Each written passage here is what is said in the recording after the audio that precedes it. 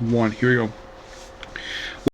To Nick Lenz's Doctor Who review, episode number 114. We are here reviewing the final story to cover for season 19 because I have practically covered every single story that came out before and after this one from this very season of the show. The very first of 3 seasons that feature Peter Davison as the Doctor. And basically this actually is the first of like 4 2-part stories for this Doctor. Though unlike one of them, it was actually done that way because of the Olympics and those 2 45-minute episodes. But I count that as a 2-parter. So here we're discussing, get this. Now this story here is noteworthy for 2 major factors. Number 1 is the first pure historical with no sci-fi elements aside from the TARDIS and the crew since the Highlanders. And it's also noteworthy being the first 2-parter in Doctor Who since the Centauran experiment. That being Black Orchid, which also happens to be the 3rd to last story of season 19. Yep. And also, not only that, it is also the final story to cover that features Adric as a companion. Because I practically own his entire run! Except for, like, 1 story. I don't own Wakanda. Yes. A guy who made his debut with this trilogy of stories right here. Then we have this, which also is Nissa's debut. This.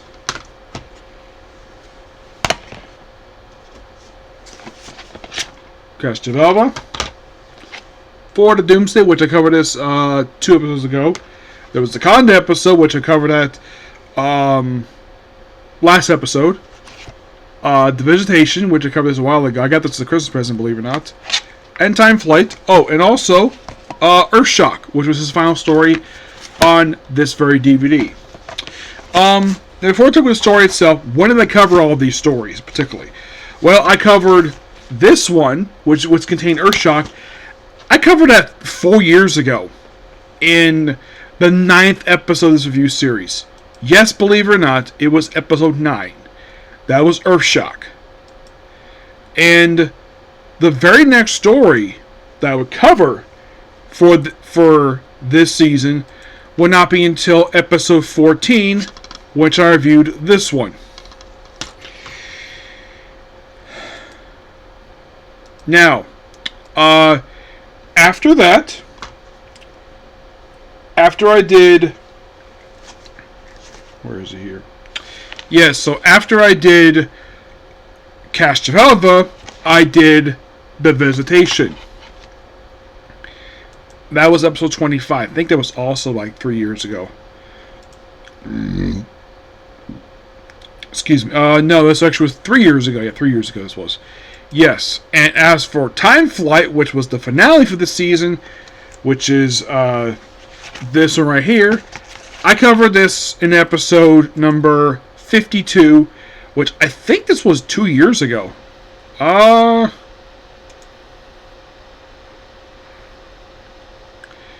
This was, 2 years ago. And then after that, sadly I covered no other stories from season 19 until just today. Well, I covered For the Doomsday, Kanda, and this very story. Yes. I'll talk about my final thoughts on the season a bit, but I should discuss basically what I think of the story itself.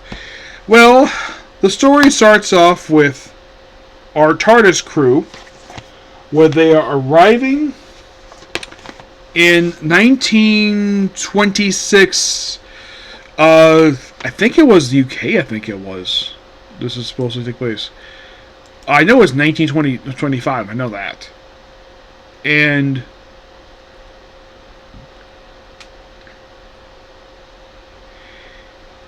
it was in Cranley. Yes, it was June 11th, 1925. It's in England. A place only appeared one at a time in an audio drama, You Obey Me.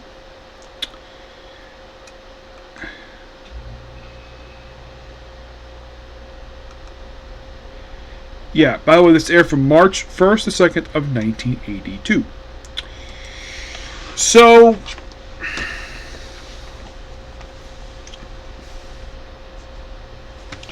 in this story here, well, we have the Doctor and his group just arriving at a train station. Now, apparently it's mentioned at the start of the story that Tegan had kind of given up going to Heathrow Airport. She would go there 2 stories later, mind you. In Time Flight, she would finally arrive at her job and be there, and then basically come back next season where she got fired. Yep.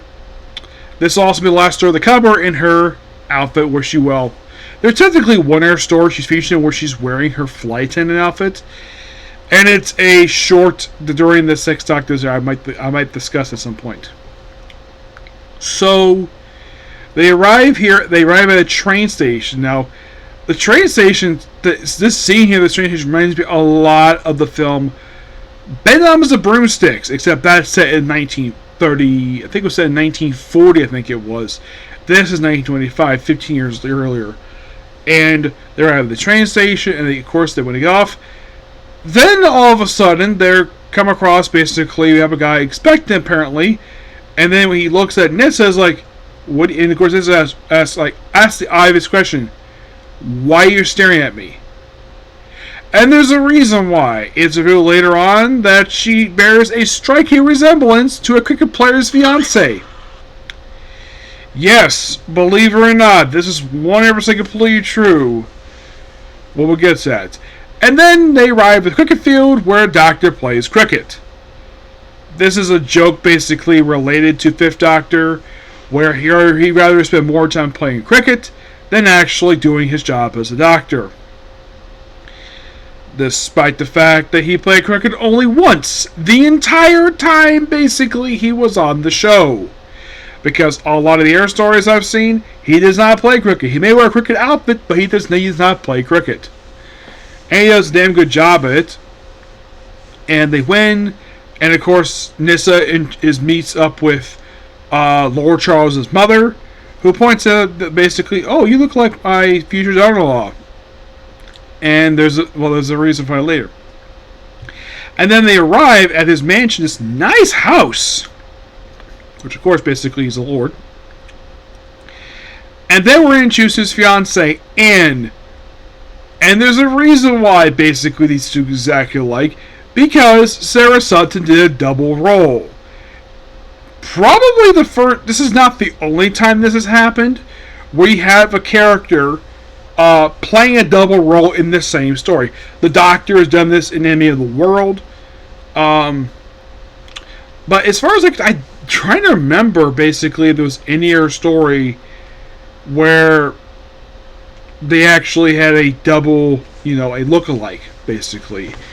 The second Doctor was the only one I can think of where he had a look-alike. Out of all the Doctors across time and space, basically, a whole show, they only happened once for a Doctor. But what about for a companion? Aside from him being Nyssa, you are thinking, has Tegan? Has it happened with Tegan? Nope. Has it happened with Perry? Shockingly, no. Not even Ace. What about the previous companions? Let's go with Fourth Doctor. Sarah Jane Smith. Nope. Leela. Nope.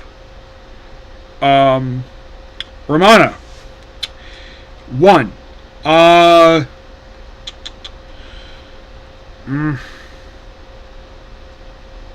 Yes. In one story. It was one of the stories. It was one that Media Planet. I think it was Andrew the Terror. I think it was. That was the first one I could think of where it happened with her. Now, Romana the Second. No.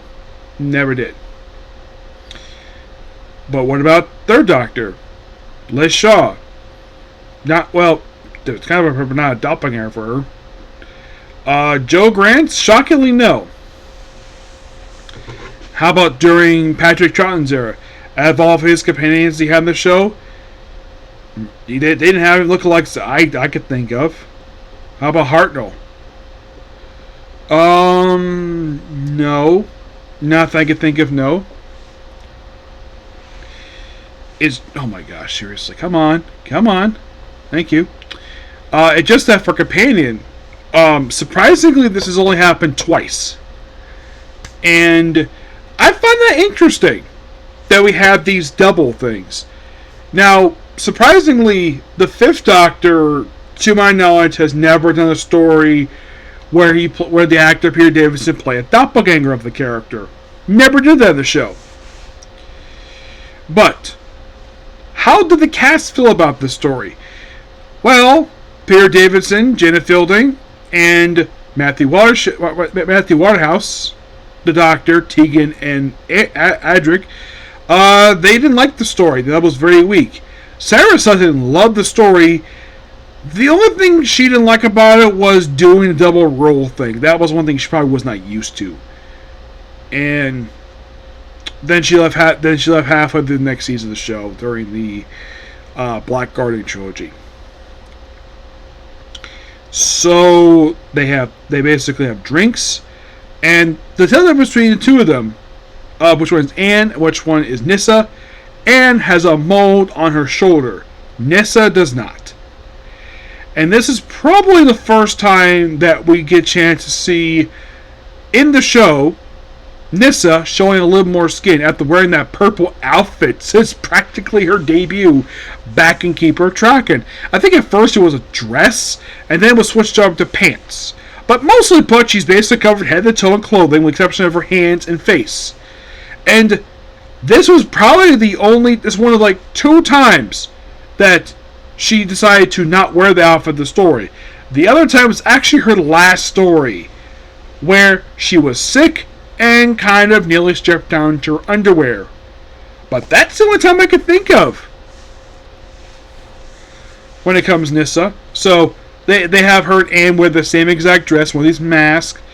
The difference, and at one point you have Adric easily tell the two apart because Nyssa's complaining that, Adric's going for seconds, calls him a pig, and he's like, "You're clearly Nyssa." Yep, of course he would know that because he's been traveling with her all along. Yeah. And there's also this mysterious person. The story had started out prior to Doctor's arrival with this mysterious person murdering a guy in a lab coat who turned out to be a nurse. Yes.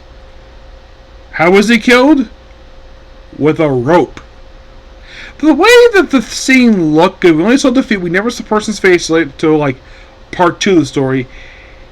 It looked like something was going on, but we couldn't tell what, as a viewer, you couldn't tell what the heck was going on. All you saw was 2 feet, and something was happening, and then one person fell over with a rope around the neck. And then all of a sudden this person later is found, they're seen having their legs bound by rope. By this character who is described as Brazilian, with this thing that I've seen pictures of Native Americans wear these things. It's this, how should I put this? It's a thing they put in their lip where it's stretched out like about to here.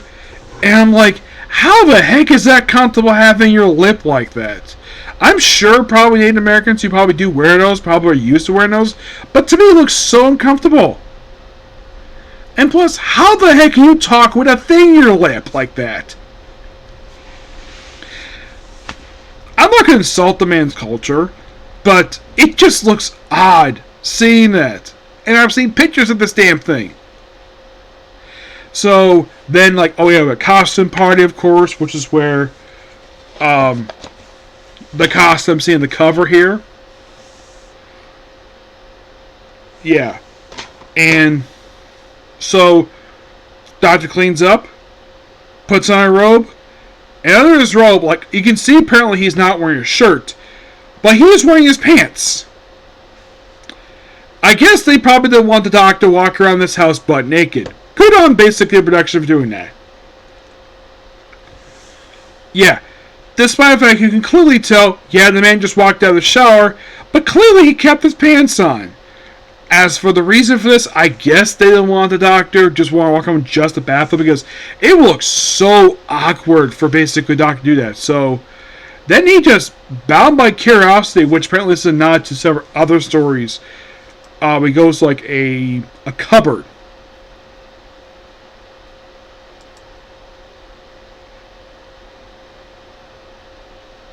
Oh, by the way, also, like one point they mentioned the mask. Like, oh crap, is the mask open story? No, it just basically, completely, something else. Mm-hmm.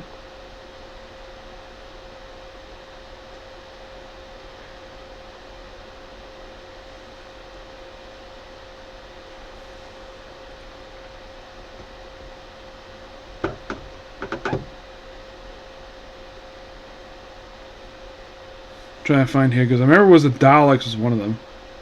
Okay, it was in the Daleks, the Web Planet, the Time Meddler, the Mind of You, and the Leisurely Hive, because basically, because curiosity the best of him, per se. So then we have this him going through this secret passage, getting out to this other part of the house, and trying to figure out how to get back to his room. And he's opened these doors, like one's locked, one cupboard has books in it, another has clothes, and he opens another cabinet, another door, and it's a dead body in there. Yes. And then he goes back to the same corridor he went through, and just by sheer coincidence, while the party's going on downstairs, there is lady at the house, just happily there with a friend of hers, and it's like, oh, here's a dead body, and while this is going on, we see the mysterious person who actually had locked the doctor in, who basically closed the door behind him in the secret passage, where he puts in the doctor's clown costume, dances with Anne, and you can clearly tell this is not the doctor, purely because basically because the costume in front is stretching, and Peter Davidson's thinner than this guy. I would have thought so by looking how the costume is worn, that you can easily tell this is not the guy who basically killed the servant, which of course basically Lord Charles basically sees later on about this. Yeah, he wore the mask, but could Anne not tell the fact the costume clearly didn't fit the man, because it was stretching? Oh yeah, by the way, when he was knocked out, we see the man's face, and it's a man by the name of, okay, so who's this guy here? Okay, this actually is George. George Cavalier, played by Gareth Malley. Those of you curious, who the heck is this guy? This is Peter Davidson's stunt double. I am not kidding about that. This is clearly his stunt double. Who appears one of his two appearances. You see him on screen where he's not doubling for Peter Davidson. Yes. He apparently did a double for Peter Davidson, Warriors of Deep, and The Cave of Zarazali, and he also played an attendant on Vengeance on Borlasse.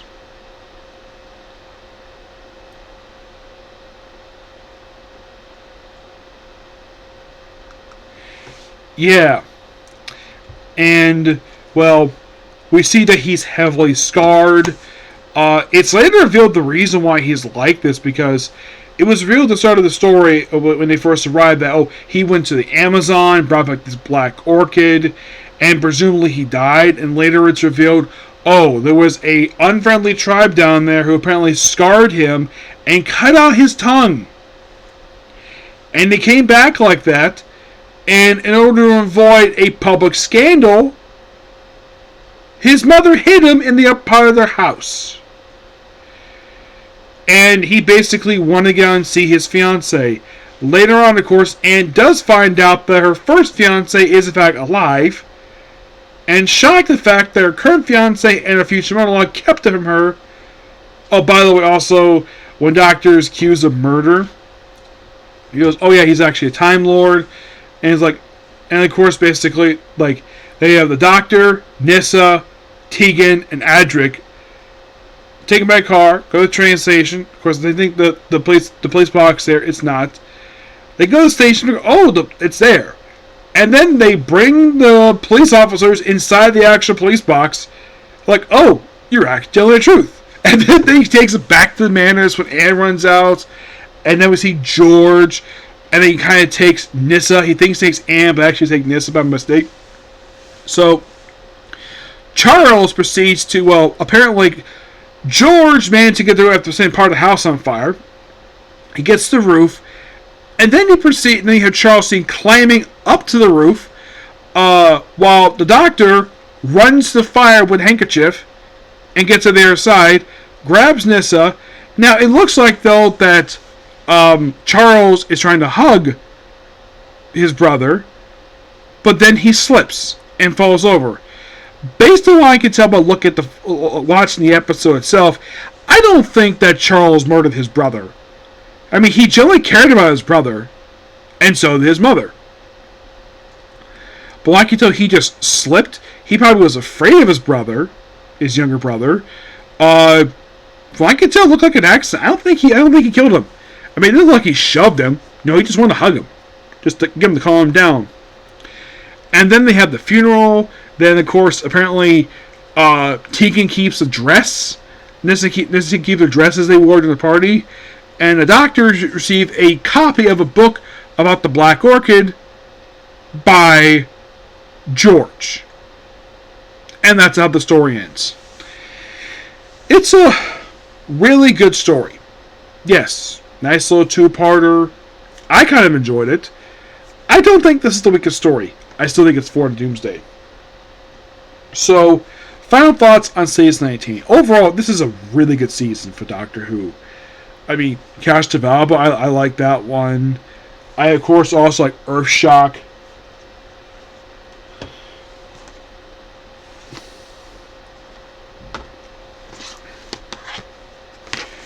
The Visitation is really good too.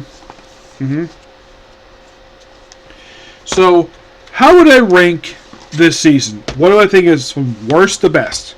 Okay, the bottom, the second story, Forward to Doomsday, which I consider to be the weakest story of the whole season. I would say just above that, I would probably put Time Flood. This might be a much more interesting story. So, we have 4 more stories left. So, out of the, let's see, 1, 2, 3, 4, 5, 6. Out of these 7 stories for this season, at number 7, I put Forward to Doomsday. Number 6, Time Flight.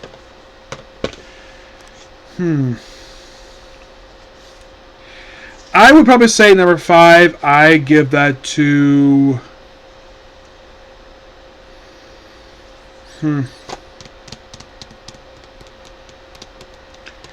What do I give number 5?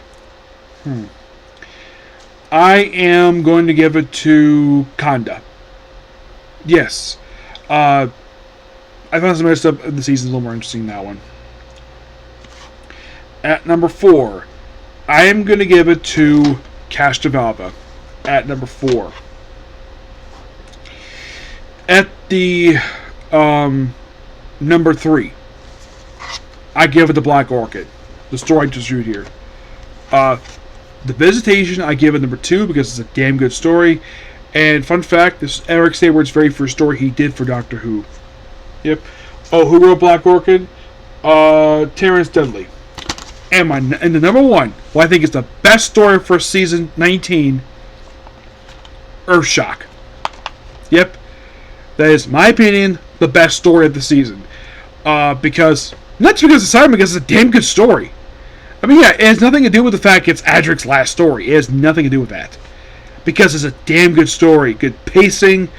The fact that the Cyberman name was kept up with the titles. The fact it wasn't spoiled was damn good. Now, why do I give the other rankings basically what they are? This station, I give it number 2, purely because Eric's favorites for a story because I like some of the stories he wrote for the series. And plus, it's a very important historical story when it comes to Doctor Who, purely because it's the last time we see the Sonic Screwdriver Classic Who until returns in Doctor Who movie many years later. I get this number 3 because I thought this was a damn good story. I put this one higher than some of the other ones, purely because I think the story kind of enjoyable, and the fact that, yes, it continues from Legopolis, obviously, but I put this at number 4 purely because basically Black Orchid's a little bit better than this one. It has nothing to do with the Masters. I thought the story was better, but because of its importance, that's why I put higher than some of the other ones. And Conda, I put that above basically number 6, which is Time Flight, purely because it's an interesting story, but not as bizarre as this one. It's good, but purely bizarre. And I rank this as weakest one because the story is very weak. That's the honest truth of the matter. And yeah, that's pretty much that entire season nutshell. Overall, that is 7 seasons down for classic Doctor Who, and 19 left. So that's pretty much that particular video. Please be sure to like, comment, subscribe, turn notifications. I will see you all tomorrow. Now, the very next Doctor Who story I'm going to cover is going to be the last story for season 20. Yep, the last one. You're like, really? You have one left? Yeah, it's kind of the sequel Snake Dance. That's the last one left. Now we're done with season 20. Another season done. And then on the season 21, which I have 2 stories for that one, and then I'll be done with Peter Davis's run. Though, yes, there are still audio dramas, of course, and novels and comics featuring Peter Davis's version of Doctor. But as for televised stories, I have only 3 left. And that's it. Just 3. And then I'm done with this Doctor. I do enjoy this Doctor, but I like my final thoughts when I finish up discussing season 21 of the show. Okay, so I will see you all tomorrow for that. Some anime reviews. Basically, one anime. One was a couple different anime we'll check out really soon. You can find where they are tomorrow. Sorry it was in Comic Course today, but that's kind of this right now, okay? See you. Bye.